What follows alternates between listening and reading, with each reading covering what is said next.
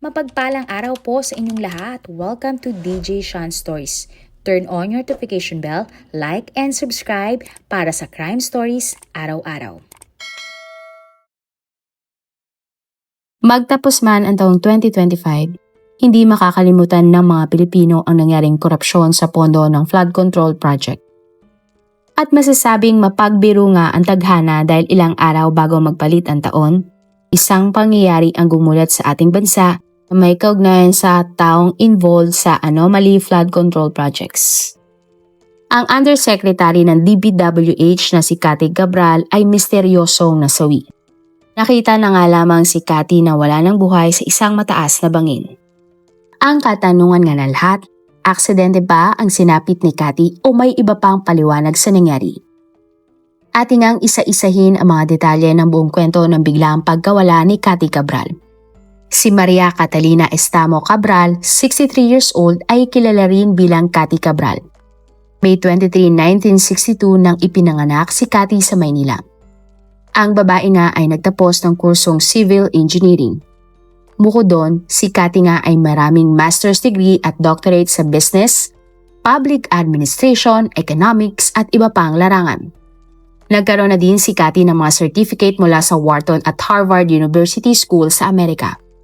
Siya nga ang unang babaeng naging National President ng Philippine Institute of Civil Engineers at naging presidente rin ng Road Engineer Association of the Philippines. Si Cathy nga ay naging Undersecretary ng DPWH mula 2014 hanggang sa kanyang pagbibitiw ng September 2025. Bukod sa DPWH, naglingkod din si Cathy bilang alternate member sa Board of National Irrigation Administration at isang commission officer sa Philippine Army Reserve Force. Gumawa nga ng kasaysayan si Cathy dahil siya ay itinanghal na first female rank and file employee. Department of Public Works and Highways in the Philippines. I'm in charge of planning and public-private partnership in our department. Sa loob nga ng 40 years, tumulong si Cathy na mag-implement ng mga proyekto na pinopondohan ng Asian Development Bank, World Bank o JICA, o yung mga proyektong pinopondohan ng ibang bansa. Si Cathy nga na isang babae ay itinuturing na role model sa larangan na pinangungunahan ng karamihan ay mga lalaki. Si Cathy nga ay masasabing matagumpay sa kanyang profesyon. Kabilang nga sa mga parangal ni Cathy ay ang pagiging isa sa 5 outstanding Filipinos ng taong 2022 at Asia CEO's Women of the Year ng taong 2024. Subalit ang lahat nga ay nagulat dahil ng December 19, 2025, natagpuan na lamang si Cathy na wala ng buhay sa ilalim ng 20 hanggang 30 meters na bangin sa Kenan Road sa Baguio. Ang mga pangyayari nga tungkol sa pagkamatay ni Cathy ay nag-usbong ng mga katanungan mula sa mga Pinoy na kailangan ng kasagutan. December 18, 2025, papunta si Cathy ng Baguio City kasama ang kanyang driver na si Ricardo. Bago mag-alas 10 ng umaga, sina Cathy ay dumaan sa Kenan Road sa Tuba, Benguet. Bigla na lamang pinahinto umano ni Cathy kay Ricardo ang kotse sa gilid ng daan. Bumaba ang babae at naupo sa gilid ng kalsada na may bangin. 3 beses pa ngang sinaway ni Ricardo si Cathy na huwag maupo sa bato na nasa gilid ng kalsada dahil baka ma-out of balance ang ginang at mahulog sa bangin. Maya-maya pa, isang pulis nga ang dumaan at pinagbawalan si Cathy na mag-park at tumambay sa lugar. Umalis naman kaagad sina Cathy at Ricardo sa gilid ng kalsada. At nag-check-in nga ang dalawa sa Neon Hotel at kumain doon. Bago mag 2:30 ng hapon, hiniling nga ni Cathy na ihatid siya sa parehong lokasyon kung saan siya umupo ng umaga. Inutusan niya ang kanyang driver na iwan siya doon at bumalik na lamang maya-maya. Gusto umano kasi ni Cathy na mapag-isa at mag-isip-isip. Agad namang sumunod si Ricardo sa kanyang boss. Ayon pa kay Ricardo, alas 3 ng hapon nang huling beses niyang nakitang buhay si Cathy bago niya ito iwan. Alas 5 naman ng hapon nang bumalik si Ricardo sa kaparehong lugar para sunduin ang kanyang boss. Subalit wala na doon si Cathy. Naglakad-lakad nga si Ricardo sa lugar para hanapin si Cathy subalit wala ang ginang. Bumalik si Ricardo sa kanilang hotel sa pag-aakala na baka nandoon si Cathy pero wala din doon ang kanyang boss. Alas 7 nga ng gabi nang muling bumalik ang driver sa lugar kung saan niya iniwan si Cathy. Ngunit wala pa din doon ang dating undersecretary. Hinanap muli ni Ricardo si Cathy pero siya ay bigo na makita ang kanyang boss. Kaya naman dito na nagdesisyon ang lalaki na mag-report sa mga pulis hinggil sa pagkawala ni Cathy. Nagpunta nga si Ricardo sa Baguio City Police at nanghingi ng tulong. Agad namang rumesponde ang mga pulis at nagsagawa ng search operation sa Kennen Road. Makalipas nga ang paghahanap, natagpuan ng mga pulis si Cathy na wala ng malay at hindi tumutugon sa Buid River, humigit kumulang 20 hanggang 30 meters sa ibaba ng highway. Dinala siya sa pinakamalapit na ospital para siya ay gamutin. Subalit December 19 ng madaling araw nang idineklara na si Cathy na wala ng buhay. Ang biglaang pagpalaw nga ng dating undersecretary ng DPWH ay ikinabigla ng mga Pinoy. Nagpaabot nga ng pakikiramay ang DPWH sa pamilya ni Cathy. Nananawagan sila ng respeto sa privacy sa naulila ni Cathy habang sila ay nagluluksa. Marami ring mga kakilala at kasamahan ni Cathy sa propesyon ang nagpahayag ng kanilang pagdadalamhati. Agad nga na nagtrending ang nakakalungkot na sinapit ng dating kawani ng gobyerno na si Cathy. Mas naging interesado nga ang mga Pinoy sa nangyari nang nalaman nilang dating empleyado ng ahensyang DPWH si Cathy, ang ahensyang punong-puno ng controversial dahil sa flood control project. Ang tanong nga sa isipan ng mga Pinoy, ano ang nangyari kay Cathy? At si Cathy ba talaga ang natagpuang labi? Para nga sa pamilya ng dating undersecretary, naniniwala silang aksidente ang pagkamatay ng ginang. Ang pamilya ni Cathy, kabilang na ang kanyang asawa na si Engineer Cesar Cabral, ay tumanggi nga na ipa-autopsy ang labi ng kanyang asawa dahil lais nilang ibalik agad ang labi nito sa Metro Manila para sa kanilang pagluluksa. Ayon kay Cesar, nakakaawa na nga ang sinapit ng itsura ng labi ni Cathy kaya hindi na niya kaya pang makita na i-autopsy pa ang labi nito. Ayaw na daw niyang mabastos ang labi ng kanyang asawa. Tumutol din ang pamilya Cabral na ipa-autopsy ang labi ni Cathy dahil sila na mismo ang nagsabi na ang labi nga ay si Cathy. Hindi naman sang-ayon si Cesar na masyado umanong maraming proseso ang kailangan pang gawin kay Cathy para ma-release ang kanyang labi. Ginit niya na ano pa ba ang dapat patunayan gayong sinasabi na nga ng buong pamilya nila na si Cathy ang nakitang labi. Sinabi pa nga ni Cesar na bago ang pangyayari, nagkausap pa daw silang mag-asawa tungkol sa pag-unwind ni Cathy. Alam daw kasi ni Cesar ang stress na dinadanas ng kanyang misis. Pinaalala pa nga daw ni Cesar kay Cathy ang hearing ng ICI na dapat daluhan ng dating undersecretary. Hanggang sa kalaunan ay pumayag na rin nga silang i-autopsy ang labi ni Cathy bilang bahagi ng investigasyon matapos lumabas ang iba't ibang haka-haka tungkol sa kanyang pagpanaw. Bago nga ang pagpanaw ni Cathy, siya ay nasa sentro ng investigasyon kaugnay ng mga multi-bilyong flood control projects. Dahil dito, ang bigla at misteryosong pagkamatay niya ay nagpasiklab ng sari-saring kwento sa publiko. Mga teorya ng ilang mga netizens. Whistleblower silencing. Ayon sa mga chismis, may nalaman umano si Cathy na sensitibong impormasyon tungkol sa anomalya ng flood control project kaya siya pinatahimik. May nagsabi din kasi na timing naman na si Cathy ay pumanaw matapos niyang sumalang sa hearing sa Senado. Ay nga sa ilan, isa si Cathy sa mga napakaraming alam tungkol sa anomalya kaya posibleng siya ay pinatahimik na ng tuluyan. Cover up o fake death. Ayon pa sa mga netizens, baka gawa-gawa lamang ni Cathy ang tungkol sa kanyang pagpanaw at lahat ay scripted. Lalo na si Cathy ay naiugnay sa korupsyong nangyari sa flood control projects. May nagsabi din na fake death lamang ang lahat o yung pinepeke ang pagkamatay para takasan ang isang bagay.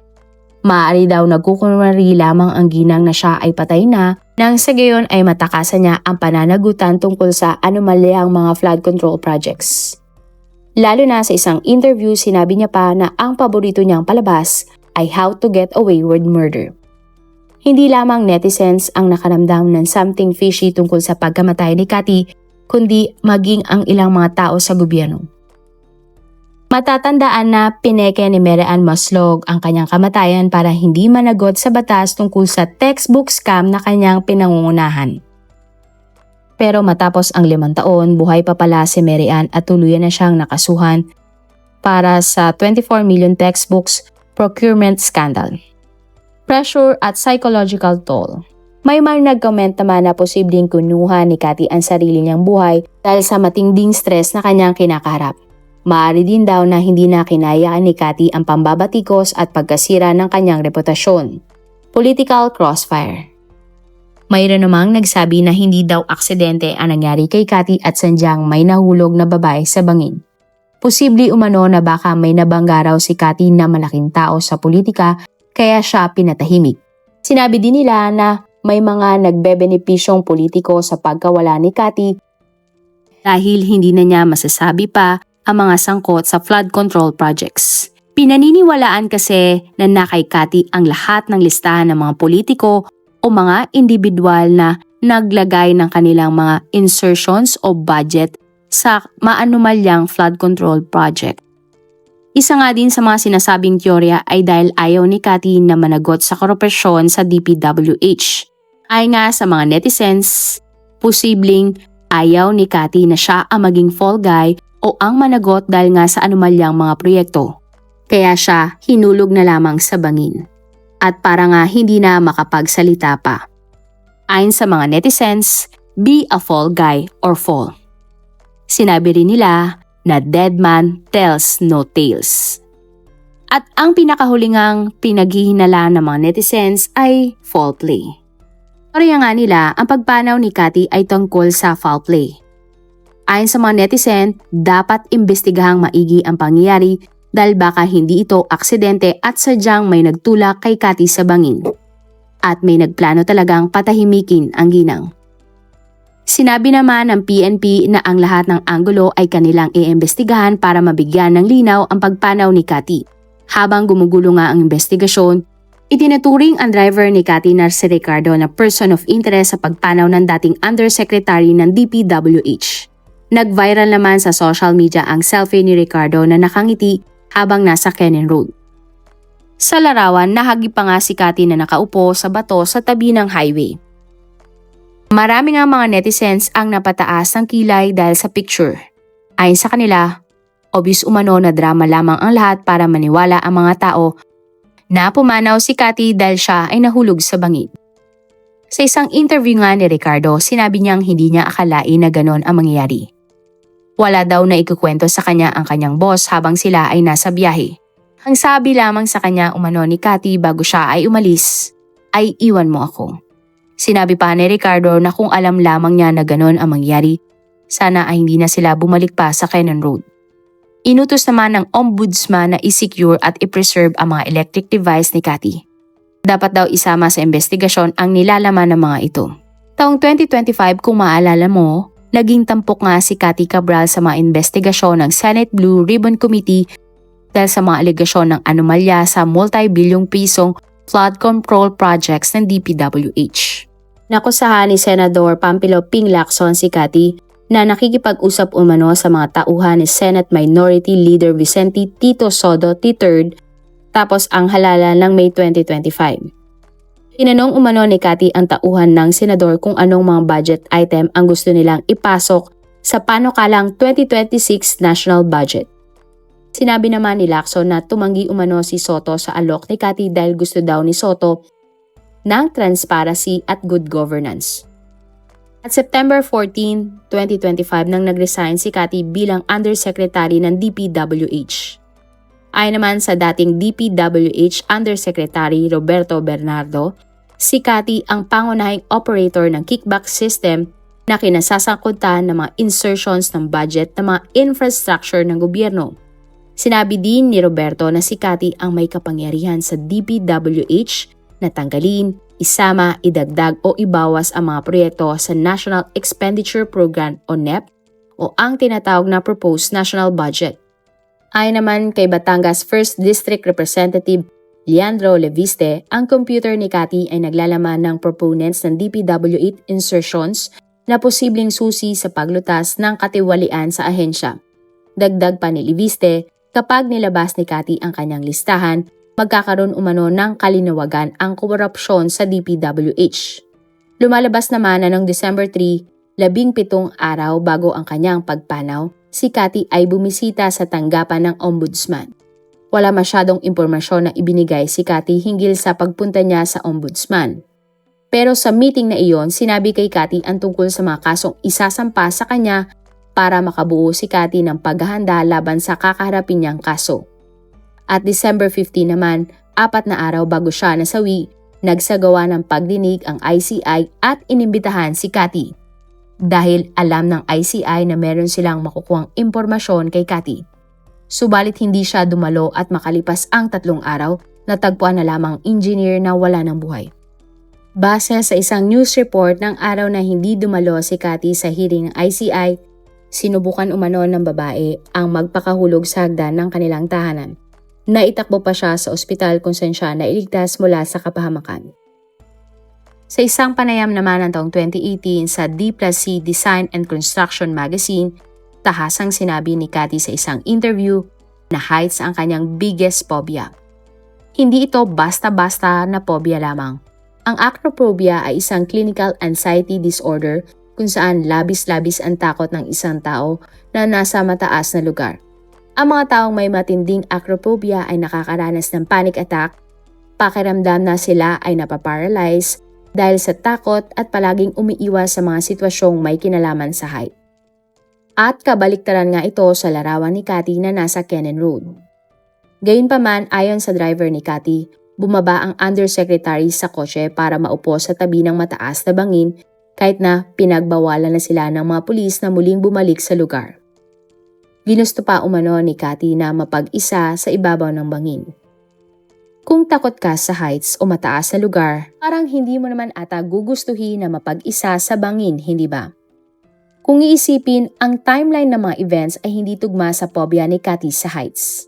Ang mga taong may acrophobia ay hindi ulit-ulit na babalik sa mga gilid ng bangin. At hindi nila hihilinging pabayaan silang mag-isa sa mga sitwasyong pinakakatakutan nila. Bukod doon, tinanong nga din si Cathy kung ano ang kanta sa kanyang buhay.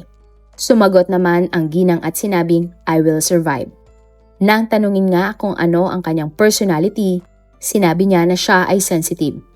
At ang paborito umanong palabas ni Cathy ay How to Get Away with Murder. Dito nga lalong nagduda ang mga netizen kung aksidente ba ang pagpanaw ni Cathy o isang malaking diversion at palabas lamang ang lahat.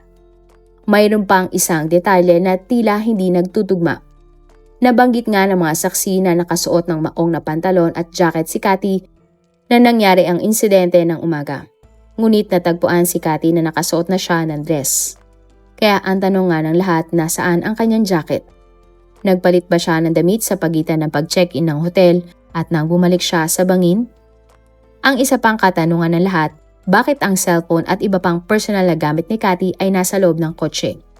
Kadalasan naman sa panahon ngayon ay palaging may dalang cellphone ang isang tao o kahit man lamang safety tools, lalo na takot si Cathy sa matataas na lugar. Para din sa mga netizen, dapat imbestigahan ng mga pulis ang critical timeline gap mula nang umalis ng hotel si Cathy hanggang sa natagpuan ang kanyang labi.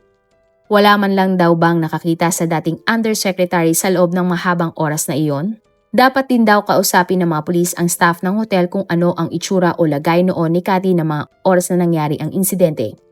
Ano ang kanyang kinilos nang siya ay nag-check-in sa hotel? Ay nakakita ba sa kanya ng hapon na iyon? Mayroon bang hindi mga pangkaraniwang pangyayari na naobserbahan ang mga hotel staff? Wala din bang kahit anong CCTV sa lahat ng dinaanan ni Cathy bago mangyari ang insidente? Samantala, isang residente ng Tuba, Benguet ang kinunan ng pahayag. Ayon sa babae, nakita niya si Cathy bago ito mahulog sa bangin. Bandang 8:30 ng umaga nang nagambala nga si Rose dahil sa ingay ng busina at kahol ng mga aso. At nang sumilip siya sa highway, may traffic na mga sasakyan. Nakita niya ang isang lalaki at isang babae sa gilid ng Kennan Road. Hindi umano sigurado si Rose kung ano ang ginagawa ng babae at lalaki, pero baka nagsiselfie ang mga ito. At nang gumamit na nga siya ng Facebook, dito na lamang niya nalaman na ang nakita niyang babae at lalaki ang namatay na si Cathy at ang kanyang driver. Sinabi pa ni Rose na walang ibang turista na huminto para tumambay sa tabi ng bangin. At kung may makita man umano si Rose, sinasaway daw niya ang mga humihintong sasakyan dahil delikado doon. Sa investigasyon nga, binalikan ng mga pulis ang lugar kung saan natagpuan ang labi ni Cathy. Naglibot-libot ang mga investigador sa ilalim ng bangin para aralin kung ano ang nangyari. Nagsagawa din ang mga pulis ng reenactment sa pagkakahulog ni Cathy. Nakausap din ng media ang mga pulis na sumuway kay Cathy. Ay nga sa pulis, tinanong niya si Ricardo kung may problema ba o sira ang kanilang sasakyan kaya sila nakahinto sa kalsada. Sumagot umano si Ricardo at sinabing wala at nagpapahinga lamang si Madam. Sumagot muli ang pulis at sinabing maghanap na lamang si Cathy ng iba pang parkingan dahil kurbada ang area at baka mabangga sila ng ibang kotse. Pero sa isang larawan kumalat nga online, sinasabi nga na malayo daw ang pinagparkingan na kotse ni Cathy kaysa sa lugar kung saan ito natagpuan. Giit nila bakit tila malayo umano ang pagitan ng pinagparkingan ng kotse at kung saan nakita ang labi ni Cathy. Hinalughog din ng mga investigador ang kwarto kung nasaan nag-check-in si Cathy.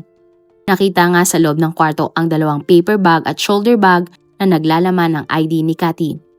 Pati din ang debit at credit card, legal documents, mga susi at mga gamot ng ginang. Pero walang kahit anong gadget ang nakita sa loob ng kwarto. Nagtataka naman ang mga netizen bakit kailangan pang nakasuot ng PPE ang mga pulis nang hinahalughog ang kwarto ni Cathy. Sa isang kuha nga ng dashcam na nag-viral, makikita na binabaybay ng kotseng ito ang Cannon Road bandang alas 10 ng umaga ng December 18. At sa video makikita ang isang USB na nakaparada sa gilid ng kalsada. Nahagip ng dashcam ang isang babaeng nakaupo sa concrete barrier. At ang babae nga ay pinaniniwalaang si Cathy. Ayon sa NBI, tugma ang video sa nangyari kay Cathy. Ay nga sa DILG, kumpirmado nga na ang labi ni Cathy ang natagpuan sa ilalim ng bangin. Samantala makalipas ang ilang araw, lumabas na nga ang autopsy result sa labi ni Cathy. Ayon sa Cordillera Police, matinding pinsala mula sa pagkakahulog ni Cathy sa bangin naging sanhi ng kanyang pagkamatay. Walang damage ang mukha ng dating undersecretary pero nagtamo ang babae ng mga bali sa katawan. Taliwas yan sa sinabi ng sekretary ng DILG na si John Vic Remulla. Ayon kasi kay John Vic, may pinsala sa kanang parte ng mukha si Cathy. Bali ang kanyang kamay at tuhod. Matindin din daw ang pinsala ni Cathy sa likod ng ulo at kanyang tadyang. Ayon sa funeral homes na may hawak ng labi ni Cathy, nakasuot ang babae ng pantalon, pink na blouse at naka-pink na tsinelas. Dagdag pa ng funeral home, walang cellphone o kahit anong gamit na dala si Cathy nang inangat nila ito mula sa bangin. Nanawagan naman ng NBI sa mga motorista na dumaan sa Cannon Road December 18 sa pagitan ng alas 9 ng umaga hanggang alas 7 ng gabi na baka sakaling nakuna nila si Cathy ng dashcam video ng mga oras na ito. At ipagbigay alam nga sa mga otoridad. Malaking tulong daw ang dashcam video sa investigasyon. At matapos nga ang autopsy, ibinurol na si Cathy sa isang funeral home sa Quezon City. Sinabi nga ng mga pulis na base sa mga nakalap nilang ebidensya, kinuha ni Cathy ang sarili niyang buhay. Subalit giit ng PNP, ongoing pa din ang investigasyon at marami pa silang kailangan makausap o imbestigahan. Wala naman silang nakitang huling sulat ni Cathy bago ang insidente. Iyan din ang naging pahayag ng DILG matapos nilang sabihan na baka na-pressure si Cathy na karapin ang kanyang kaso at hindi kinaya ng ginang ang anong pwedeng mangyari. Pero para sa ilang mga netizen, dahil nga wala na si Saldico sa ating bansa, posible umano na ang gagawing fall guy sa nangyaring flood control projects ay si Cathy kaya niya ito ginawa. Bukod doon, pilit namang inuugnay ng mga netizen ang kaso ng pagpanaw ni Cathy sa ngayoy trending din na missing bride na si Shera Diwan. Ayon sa wild theory ng mga netizen, posible na dinukot ang bride-to-be na si Shera at pinaslang para siya ang magsilbing labi ni Cathy. Titingnan daw kasi magkahawig sina Cathy at Shera, lalo na pareho silang nakasalamin, maliit at payat na babae. Ginawa daw ito nang sa gayon ay makatakas si Cathy mula sa mga tumutugi sa kanya tungkol sa korupsyon ng flood control projects. Lalo na at hindi ito ang unang beses na may namatay dahil sa flood control project na isang opisyal.